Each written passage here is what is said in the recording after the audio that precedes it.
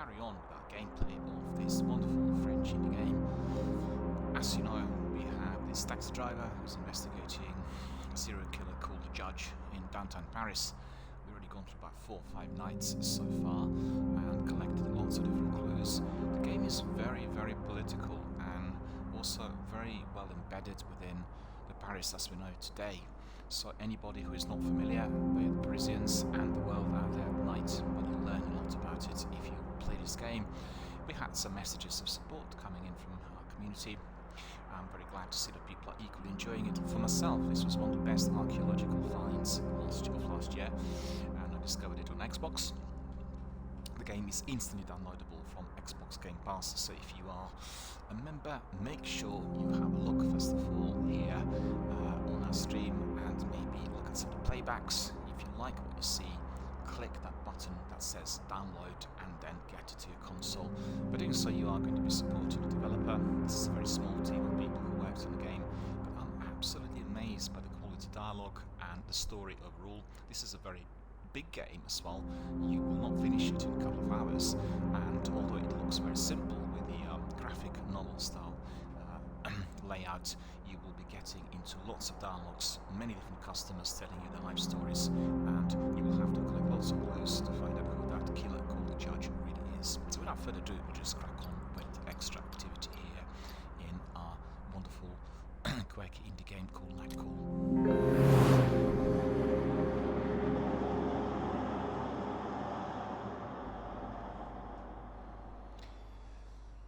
The way we've delivered the gameplay here was really with night activities. So any time where our driver finishes his shift, we end the broadcast, and that is the way it is going to be. So every day is another chapter. You have chapter 1, 2, 3, 4 and 5, and we just carry on. Every chapter is one shift per day. You're suddenly overcome with the desire to sleep. You close your eyes, place your fingers to your eyelids and let out a yawn. You crack your knuckles and then get to work.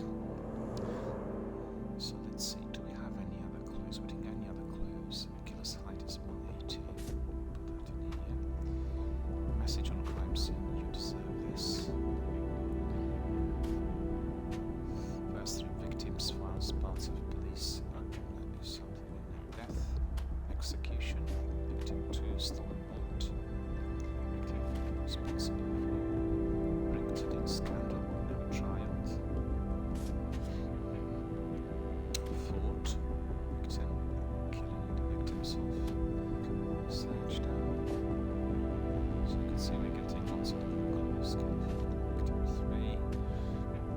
We'll have to be collating some of this evidence and putting it all together in relation to any of those suspects. The suspects are up here, as you've seen. Sign of violence. The suspects press the R. Paul Marie Fragonard, Piero Batas, Salim Udayen, and Hervé Grelieu. I actually pronounced it properly. Hervé Grelieu, Salim Udayen, Piero Batas, Paul Marie Fragonard. Something a bit more French. I think that's what's important when we are looking at the names. Nothing on our desk. We'll crack on with another shift. With a heavy hand, you wipe your tired face. Beg your pardon, I saw some technical problems in here with my headset. You lie down on the sofa bed. Its frame creaks. The events of the day run through your head. The streets, the passengers, the faces, their problems. And therefore, we hit the decks.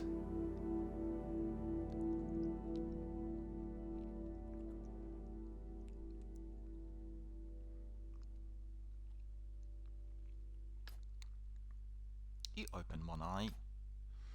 You slept badly. Sometimes you are so tired you can't seem to get any rest. You'd like to understand how this is even possible. You get up quickly. A few minutes later, you're outside of your studio. Night number 6.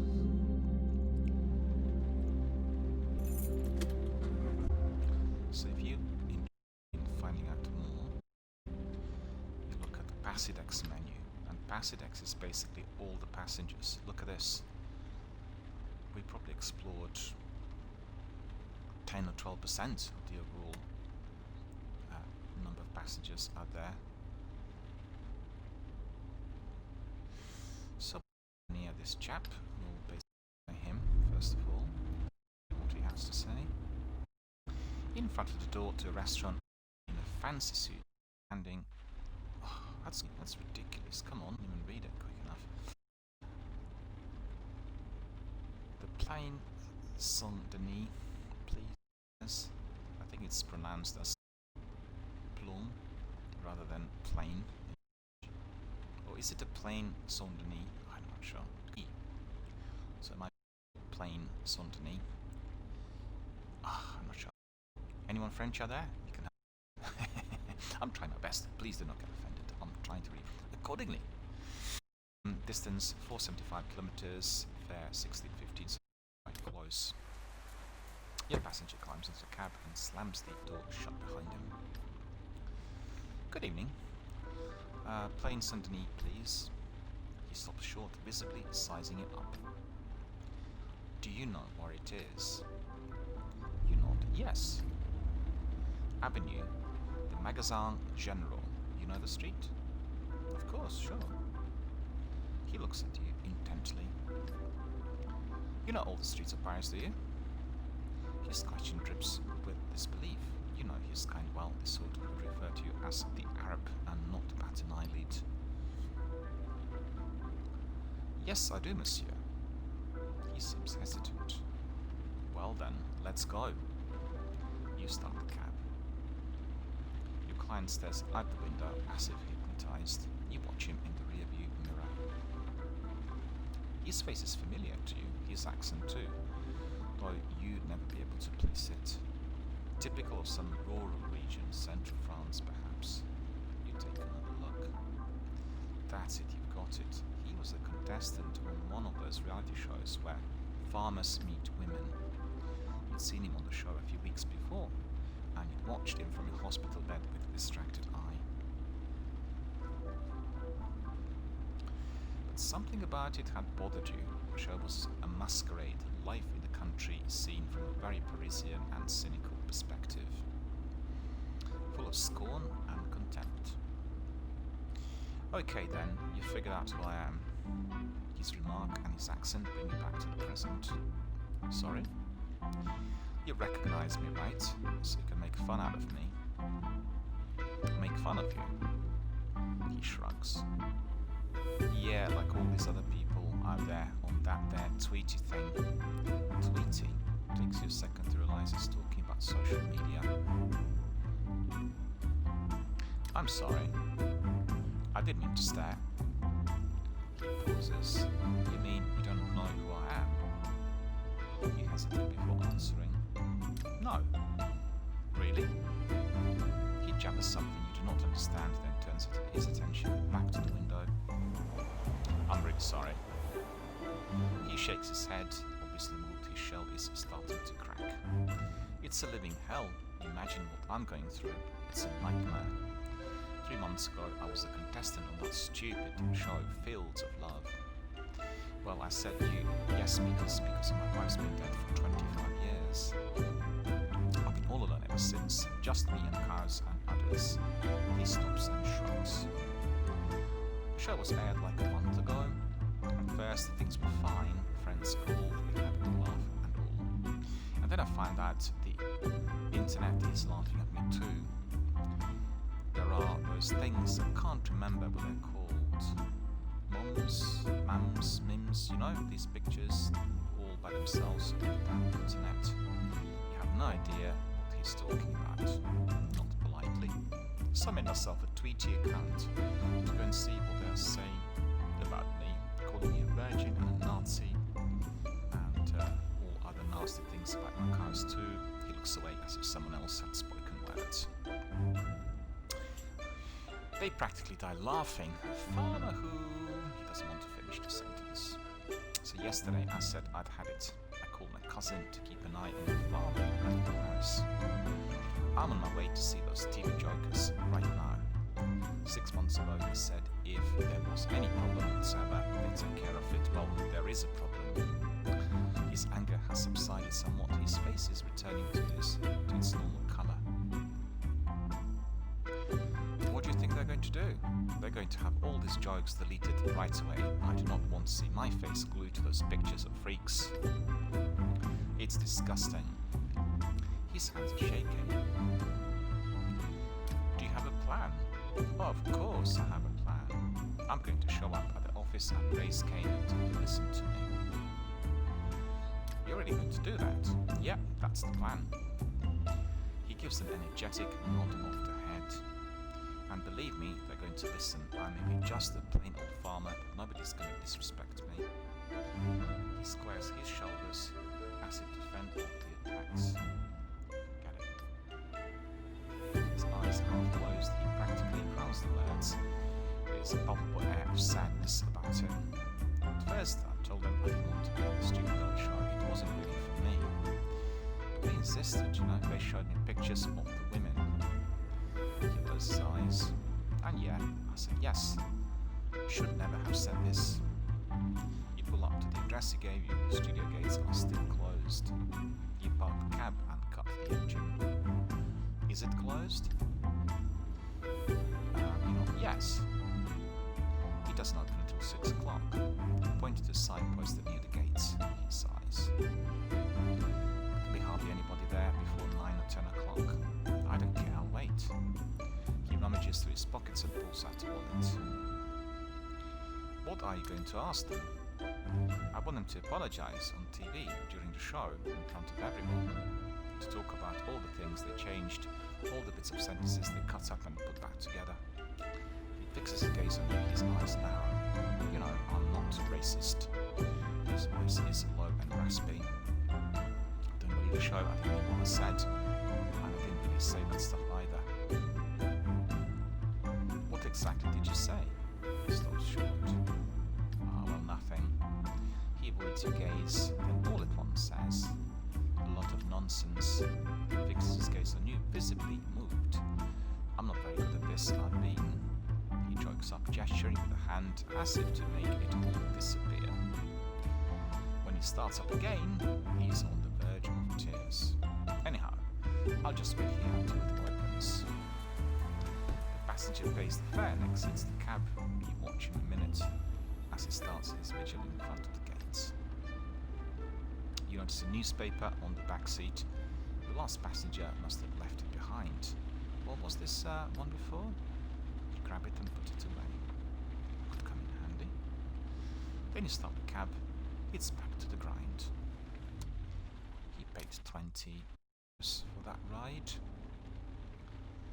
Okay, we don't have anything else to look at in there. Let me see if there's anyone else. Oh, we've got this person there. Let's see what he wants.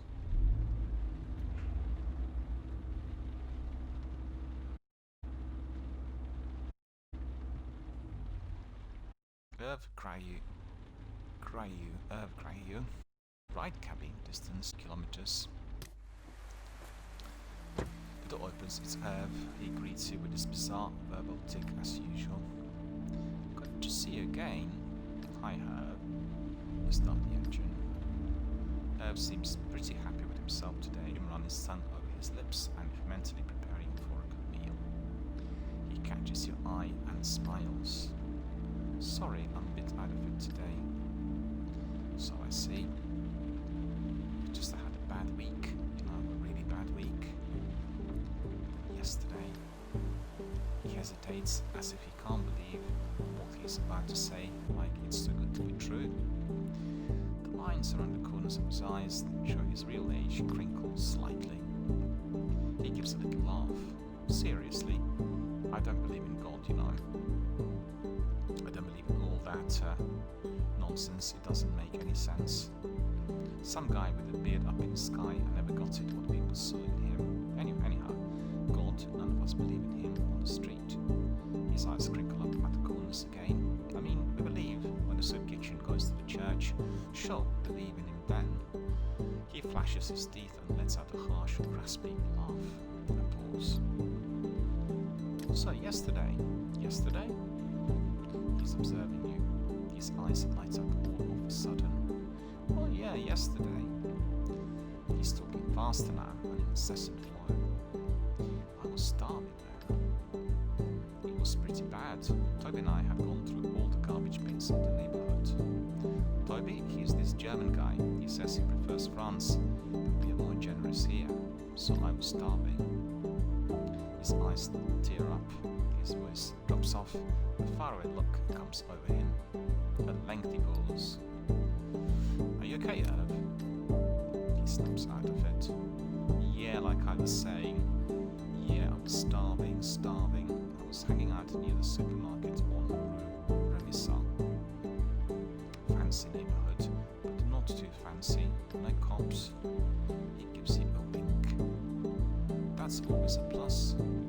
And then there was like this guy I sometimes see around, a young guy, like just a kid. He comes out of the supermarket with his groceries, and before he can say a word, he hands me a can of cassoulet. A can of cassoulet as big as a beach ball. Irv's face lights up. I didn't even know it had made it that big. Irv bursts out laughing, and his eye wanders back to the street. And then? And then what? Well, I don't know. That's the whole story. Your passenger stares at you for a minute. A kid gave me a 3-meal of cassoulet. You can say nothing. What were you expecting? I don't really know. Irv suddenly pats you on the shoulder. Hold on, wait, I'm going to get out here if you don't mind. You park the cab as soon as you can see an empty space. Thank you. He's looking out of the window. Yeah, I think that's him. Nothing. Without another word, he opens the door and gets out. This time, I'm going to get him. A moment later, he vanishes into a dark alley. So you sit there a minute. Your eyes scans the dark, narrow street, but you cannot make anything out. Then something moves in the distance, a silhouette, probably Irv, now at a run. The form darts under street lamps. It's Irv holding something in his hand. He immediately vanishes from sight. You sit there a minute and then you switch on the ignition and pull out of the parking space. You didn't pay anything, as you can see. So you wouldn't expect really, because he was obviously a homeless person. Money.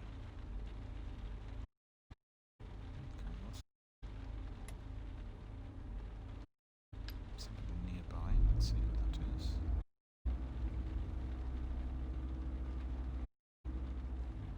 Xavier Turchev. I need to get out of here. Looks like a reasonable distance. You pull up next to the sidewalk a few meters from an abandoned warehouse. No sign of your passenger. You wait a minute, staring at the meter. You really do not feel like wasting your time on people who... You hear a window break on the second floor of the warehouse. A body falls heavily to the sidewalk. You lay your hand on the door handle when a man, dressed entirely in black, jumps out of the window and lands on the body.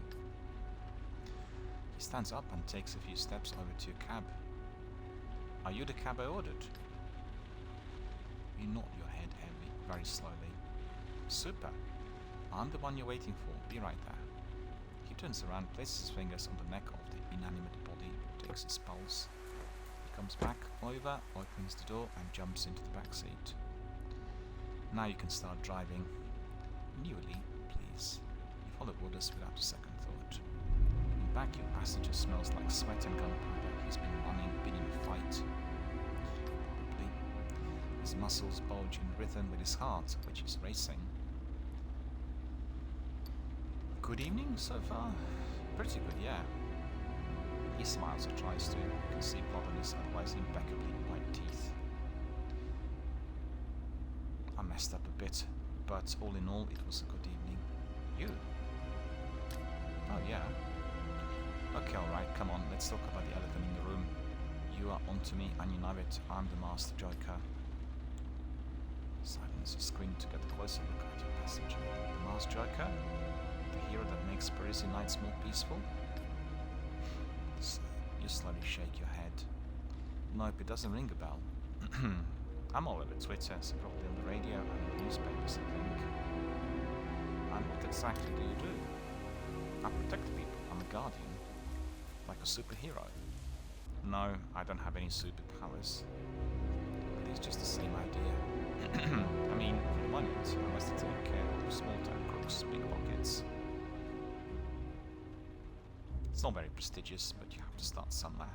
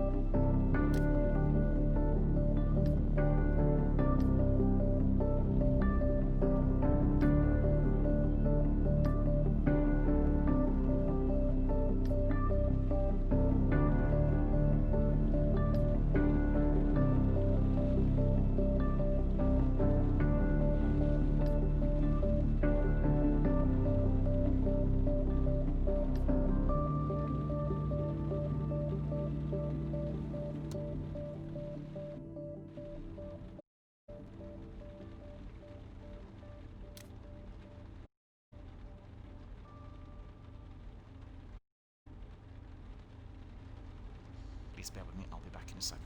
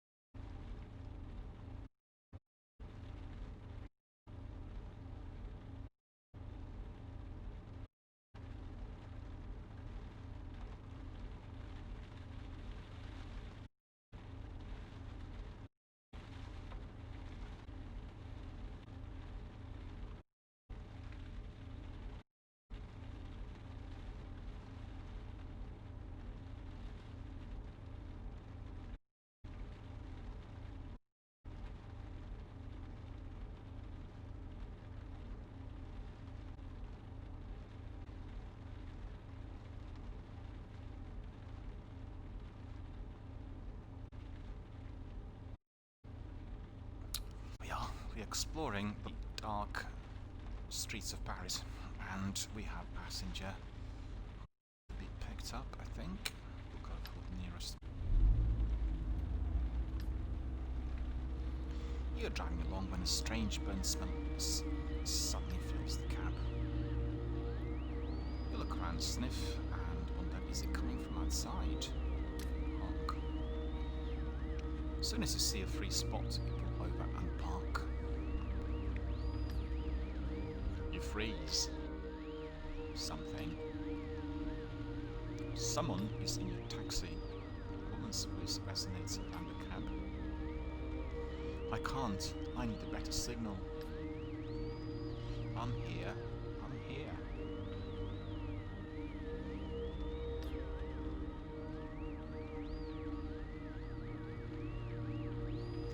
You turn around slowly. A young woman has appeared behind you. Please do not shout. I'm afraid I'll lose the connection. I don't have much time. There is something strange about her face. It's as if she is several people at once. So you listen to me very carefully, she says. I come from the future, and you must know that you met. She stops moving like a computer glitch. She stays this way, still and frozen. Then she suddenly starts moving again. They are extremists. They're totally crazy. Some try to get a hold of everything remotely technological, only to destroy it. They've gathered heaps of screens, keyboards, lamps, all of them in order to burn them. The fires last for 4 days. The sky. Some days the sky is filled with toxic soot, like ash. She shrugs. I'm lucky, I guess. I can remember what it was like before. The children, though, feel most sorry for them. They're so lifeless and so sad. She looks at you. You look surprised, but the image of her flickers and shakes. She raises her head to speak to someone, and someone outside the cab. What? Closer. I don't know. I can stay here much longer. I have to tell you one more thing. A few days ago, we got our hands on some newspapers from your time. She looks down. Everything we read seemed trivial, and it felt so good. We laughed about it, even deep down. I missed the debates, the stories, the editorials. She lowers her voice. Especially the horoscopes. She doesn't say anything for a few seconds. Pointless. Totally. I mean, I never believed them. There's something irritating about reading those stupidities. Love. This is the week to declare your love. She sighs, versus her lips. Just utter rubbish. Sexist, harmful. The height of conformism. You have to wear makeup, go to the gym, consume, and consume. She stops a bit embarrassed. I shouldn't be going on about this, it's a waste of time. Sorry. Eyes missed over for a second. It's odd to be able to speak to someone from, I'll be reading through newspapers, we find some crucial information related to your investigation. She closes her eyes. Now, don't try to, I can't tell you much. I need you to write down what I'm about to say. Then she disappears. A few seconds go by and she doesn't come back. Are you there? No answer. Silence rings in the cab, terrifying silence. Only now do you notice strange smoke returning in taxi, a hospital smell.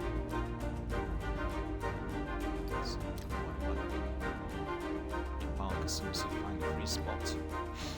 You attempt to get a hold of yourself. The radio starts to crackle. Despite the interference, you name out a young woman's voice. I'm sorry. I can't come back. You hear someone screaming in the background. They're taking our antenna apart.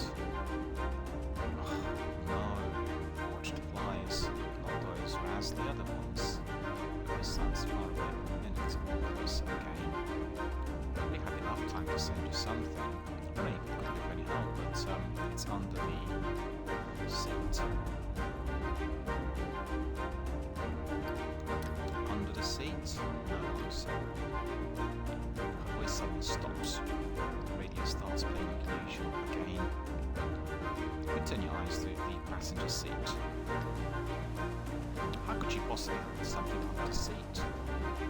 Plus you had the car washed if someone had. Go to the seat. You lean over towards the passenger seat. You look around, and your fingers happen on the file folder. Down slowly. Scribbled on front in thick pencil are the words, "Thank you, Jay." You open it up, a newspaper clipping. The paper is yellowed and worn. At the top of the article, the date. The date is 2 years from now. You stop reading as you start reading the clipping. The clipping is in there, available in your room. Okay. You inhale, you smile. This will help you.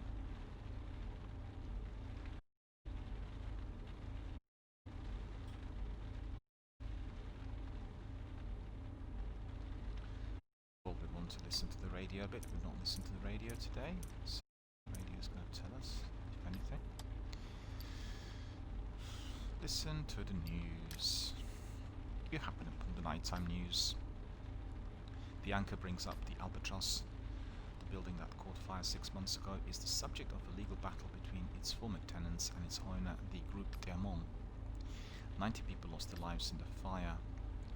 As soon as the news is over, you turn the radio off so that the cab is silent again.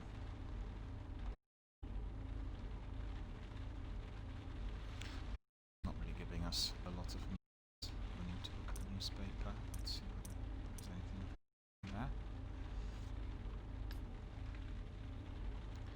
In a short, terse article, the journalist explained that the 200 American-style coffee house just opened in Paris. She regrets the disappearance of a real, authentic bistros. We actually did read this yesterday. Stop reading, so we don't need to read that newspaper anymore. Okay. We need to find another passenger. The looks of it. Oh, let's have a look at this. Yeah, in there.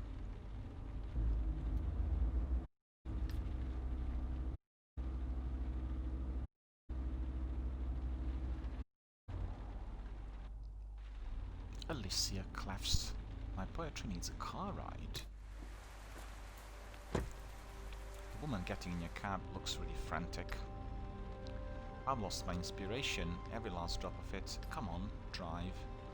You throw her very skeptical looks in the rear-view mirror. I'll tell you when to stop. I have to. I'm seeing a stream, dead, a billabong, a... She stops talking. We hear a low guttural sound coming from her throat, a mantra. Everything alright? She looks as if she could kill you. Shh. She closes her eyes. Shh, shh. You've had about enough of her tone. Say nothing. Let it be. Billabong, I must find a billabong. What is that? She inhales, closes her eyes and focuses. Her voice drops and becomes more intense. A billabong? A dead river. There is one right below us. Drive, I say. You start driving. A few minutes go by before you realize your passenger is making a guttural sound. The sound resonates with the hum of the engine. Once in a while, she changes notes, modulating and with the harmonics. Suddenly, she shouts, "Turn left." Then abruptly, as if she were following a path she alone could see, go down the boulevard. You drive for a few minutes, aimlessly.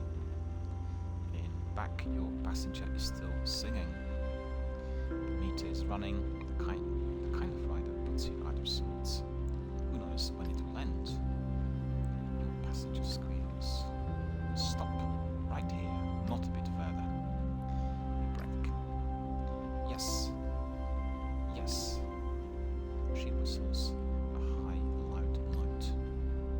The billabong runs just beneath us. its water flows no more. The black stream has stopped short. The rumble of revolution, the water flows no more. And all that remains is clear. To clear away the remains, you stop the engine. Silence fills the cab, your passenger's low voice and the scratch of a pencil on the paper are hypnotizing. How many rivers have run dry? The water has left its bed and flows no more.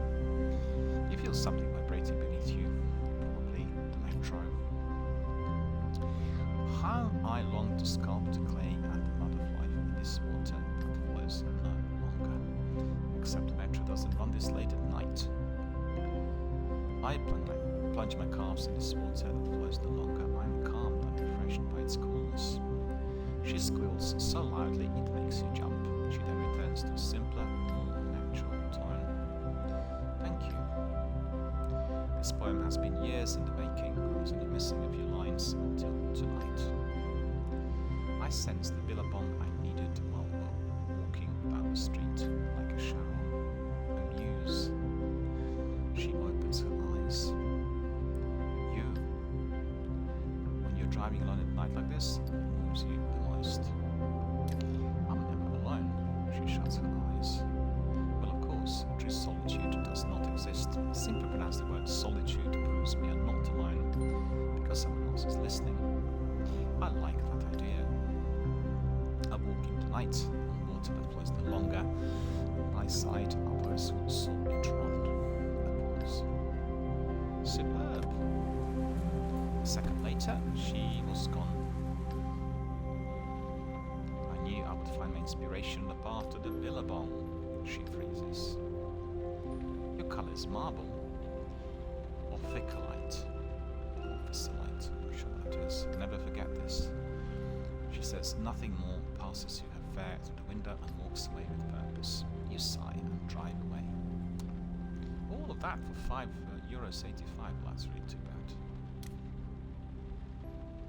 Life stuff by the looks of it.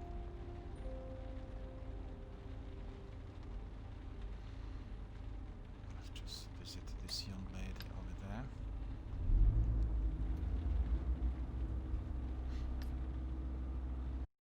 There used to be a Lebanese restaurant here. You had lunch there several times a week. Where today? Berenice, the fete? The fete, I think. The woman getting in your taxi does not look like she's at the best. Mouth lolling open, eyes unfocused, out of breath. She looks like she's been just punched in the gut, or like she saw a ghost. She struggles to take her backpack off and makes several attempts. The strap gets caught in the buckle of overalls. She sighs. During this whole process, she doesn't look up to you even once. She takes a deep breath. Place de fete. Her voice is emotionless, not a trickle, then a voice coming out of a childish body. It sounds like it took every bit of energy she had to get these words out.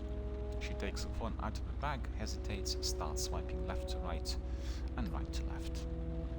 She's completely absorbed. You think you can make out of the reflection of a colourful motorcade in her glasses.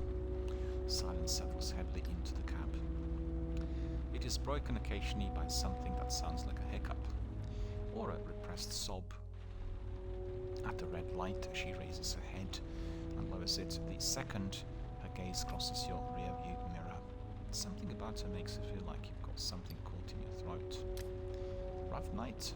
She looks up, surprised you broke into her bubble. Her gaze darkens a bit more. Yeah, you might say so. She's not crying, not shaking, just the occasional spasm. A few seconds go by.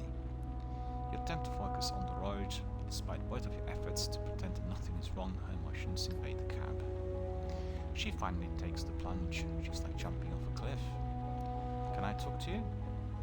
Still the same trickle of her voice and great lengths taking control of it. I'm sorry, it's stupid, but I think I need somebody to talk to. I'm listening. She takes a deep breath. I need to say it out loud. You stay silent. You sense she needs you to be silent. A guy touched me in that bar. Her voice is twisted like a nearby empty tube of toothpaste. Tears collect in her eyes. knees. You feel really heavy. What do you mean? She starts talking again. Her tone is slightly different. She sounds more confident.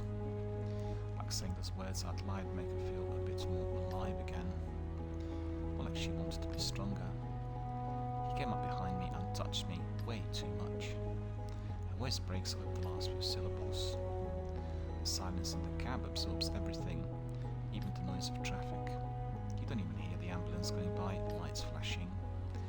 I want to talk about it, but I also don't really know what to say. Do you want to file a report? No, I don't think so. I don't have much of anything concrete to report. I don't really feel like going to the police station. I don't want to sit under fluorescent lights, answer questions. I just want a warm blanket, a cup of hot chocolate, and my mum. She tries to smile but gets choked up and lets out a painful sob. It took me way too long to understand what was happening. Way too long. I didn't get it. I was petrified. She looks about 30 years old, maybe. Not far from 30, but you get the impression you're driving a little girl who just had her innocence stolen. 1 minute I was standing there in the crowd. The Furiosa is like my second home. I always go there to hang out with friends because they all live in the neighborhood and our places are all too small. She takes a breath. He follows suit unconsciously. Everything was fine. There was a concert. I was happy. I had a bit to drink, but not too much. It was packed with music, and the music was sweet. It was a good night. I was having a good night. Another breath. You know, it's like when you're packing into a crowd like sardines. You don't really know who's touching you, but that's the way the crowds are. She lays her telephone on the seat and leans forward, elbows on her knees and head in her hands. Her backpack falls on the floor. She doesn't make the slightest move to pick it up. I didn't get it. Why didn't I get it? I didn't even react. She stares at you. Why did I not react? Maybe it wasn't that big a deal? Yes, you're probably right. Her tone is acerbic. Well, terrible things happen. No need to get your... This has happened to millions of women before me and will happen to millions more after me. Her tone is sharp and harsh. I'm just happy it happened to me now. At the time in my life where I'm doing really well. But how many women are that lucky? I feel like taking a flamethrower to all of humankind. You're no longer looking at the same childlike face that got into your cab. Your passenger looks like she's aged 10 years since she got in. I just wish I could make it all go away. It terrifies me. How it's so definitive, permanent and unavoidable. I know already it will hang over me my whole life. I wish I could make it all go away, turn back time, like in a video game. Quick save, quick load. Swish, you erase your mistakes. A moment of absence, some horrible thing that happens, over and done. You know just what she's talking about. The feeling that suddenly in 1 second, a split second, your fate is changed forever. And there is no going back. You expect to see Hade's face in the rearview mirror. Have you ever done anything like that, sir? I beg your pardon? Have you ever hurt anyone, any woman? She asks the question again, like she thinks you might not have heard it the first time. So, it's not as simple as that. Your passenger is breathing in. You can hear her leaning in, looking for an answer. I don't know. Indeed, you don't know. Images and sounds come to mind in flashes. People suddenly staring. Faces whose expressions shift in barely noticeable ways. Voices that no longer speak.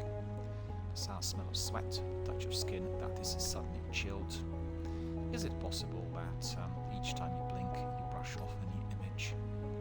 You speak up again with a half smile that's supposed to be reassuring. Probably I have heard some women before, yes, but not like that. I'm trying to understand, and you see I'm skeptical. Sorry, I'm thinking about my friends, the way they reacted. In what way is this no big deal? What exactly should I calm down?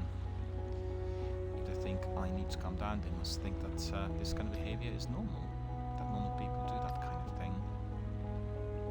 I'm sure they've got friends, a job. I mean, they're not guys who look like serial killers, they just escape from the loony bin. I will never set foot in that bar again. Ever. getting closer to your destination. Voice sounds far away. Drop me off at the light. I need to walk a bit. You pull over.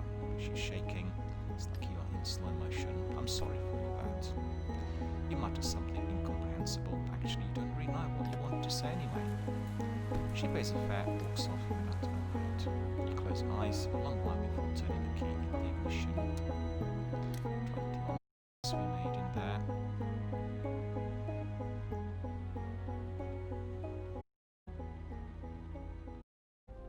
My shift is over. Okay, we got the balance in there. Make any money?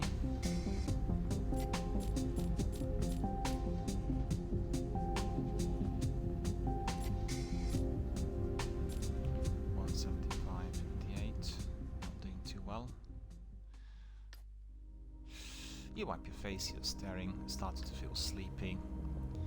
The bus goes by, making the wall shake. You crack your knuckles and get to work. Well, I was given something, hang on.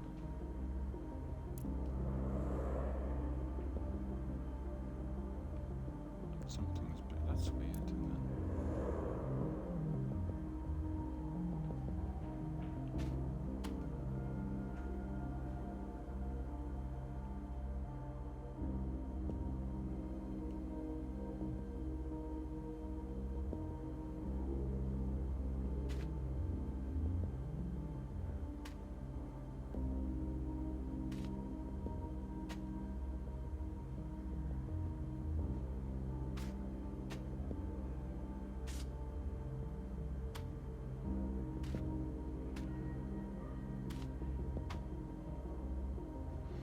I thought there was another clue in there that we picked up.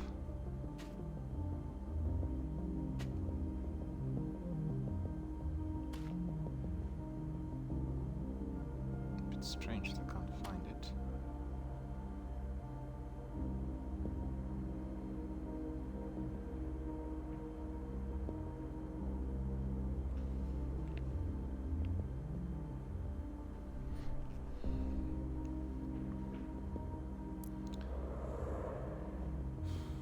Doesn't look likely. Right, my friends, we had finished another shift here in Nightcall, which means we came to the end of our broadcast. I hope you enjoyed what you've seen. This is a wonderful, very film noirish style game, looking like something out of Chandler and Hammett. Very, very grateful to the French development team who were working so hard to recreate the dark and deadly atmosphere of some of those back streets of Paris. So we'll carry on with adventure tomorrow, and we've come to the end for today. Really hope you enjoyed what you've seen. Hope you are liking this game as much as myself. And if you have any thoughts or views, just send us a message here on Twitch or through Twitter or by direct messaging. I'll be very, very glad to respond and indeed to discuss all of your thoughts, views and concerns here live online. We are going to be progressing now to Warzone. We'll carry on with our Warzone battles as usual, and please stay with us as we carry on with our broadcast, and we'll get our squad members back together, and we'll crack on with some wonderful Battle Royale matches right away. So see you all a bit later.